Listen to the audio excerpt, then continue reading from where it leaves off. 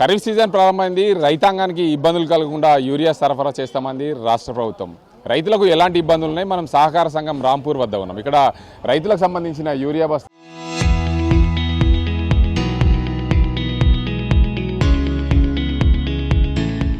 వారి కావాల్సిన యూరియా బస్తాలు అయితే తీసుకెళ్తున్నారు.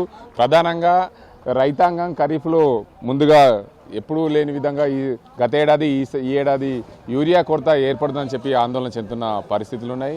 మనం పిట్లం మండలం రాంపూర్ సహకార సంఘం వద్ద ఉన్నాం. ప్రధానంగా ఈ సహకార సంఘంలో ఎలాంటి ఇబ్బందులు ఉన్నాయి, రైతులకు అసలు ఎలాంటి సమస్యలు ఉన్నాయనే అంశానికి సంబంధించి ఇక్కడ రైతులు కూడా ఉన్నారు. వారిని అడిగి తెలుసుకుని అయితే ప్రయత్నం అయితే చేద్దాం.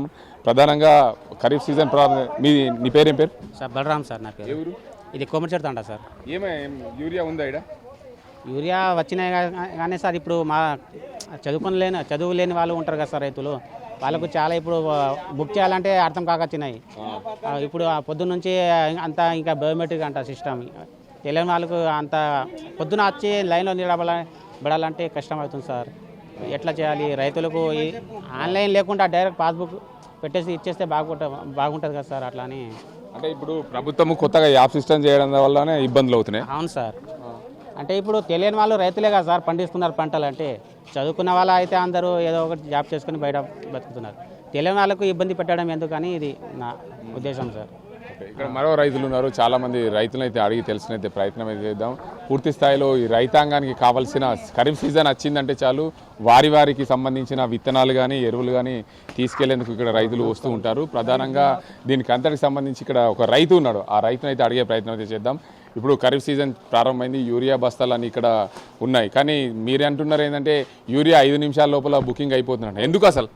మరి యూరియా కొరత చాలా ఉన్నది సార్.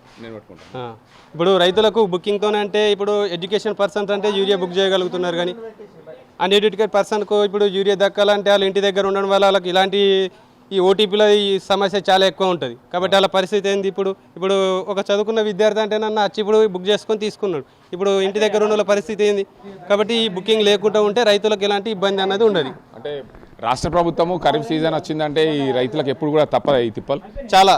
ఇప్పుడు ఈ యూరియా తిప్పలు అలానే ఉంది ప్రజెంట్. ఇప్పుడు జొన్నలు కానీ ఆ సిచ్యువేషన్ కూడా చాలా ఘోరం ఉన్నది. ఇప్పుడు ఇక్కడ కొనుగోలు కేంద్రంలో చూసుకుంటే కనుక మొలకలు వచ్చేస్తున్నాయి ఆల్రెడీ జొన్నలకు, వర్షాలు పడడం వల్ల కొనుగోలు అన్నది లేదు. అదే ఇప్పుడు ఎకరాకు 10 క్వింటాలు ఇస్తున్నాడు. 14 క్వింటాల్లో అలా 20 క్వింటాల్లో ఇస్తేనన్నా రైతులకు ఎలాంటి సమస్య అన్నది ఉండదు.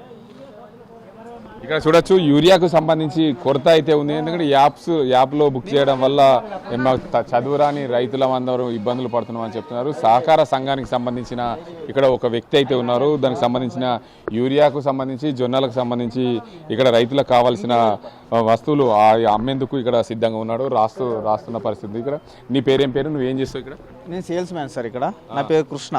ఏం జరుగుతుంది ఇక్కడ? యూరియా పరిస్థితి ఏంటి? జొన్నల పరిస్థితి ఏంటి? రైతులు జొన్నలు అయితే ఇప్పుడు లారీలు సరిగ్గా వస్తలేవు సార్. లారీలు వచ్చేసి బస్తాకు చాలా అడుగుతారు, 20-30 రూపాయలు అడుగుతారు. అది తగ్గించాలి ఖచ్చితంగా. పైన వాళ్ళు దాని మీద చొరవ తీసుకుని అది తగ్గించాలి. రైతులు బాగా ఇబ్బంది పడతారు. ఇప్పుడు జోకిని ఉన్నాయి కానీ లారీలు వస్తలేవు.